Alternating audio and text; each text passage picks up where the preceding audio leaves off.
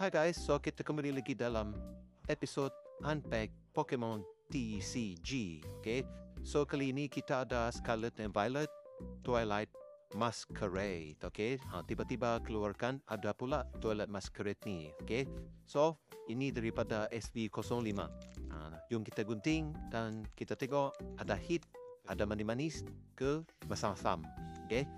Macam biasa, kita keluarkan dahulu. Kita bagi Gengar dekat belakang, Lucky Charm dekat belakang, kod-kod dia bagi manis. Okay? Kod kad letak tepi, satu kad ke depan dan energy fighting. Okay, first card Tangela. Okay, harga tu sudah letak dekat atas. Lepas tu kita ada Clefairy, Sheen, Polchagius, Love Ball, Mini Love for You, Scolipede,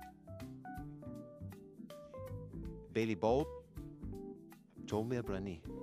Lepas tu kita ada Reverse Holo Community Center.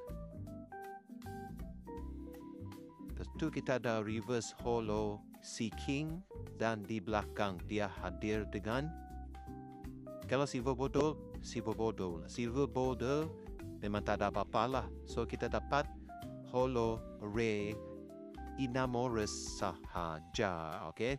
So pack kali ni manis sebab ada love. Okay.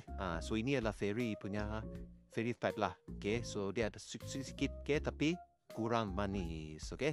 So itu saja untuk episod kali ini. Kita jumpa lagi di episod yang akan datang. Bye-bye.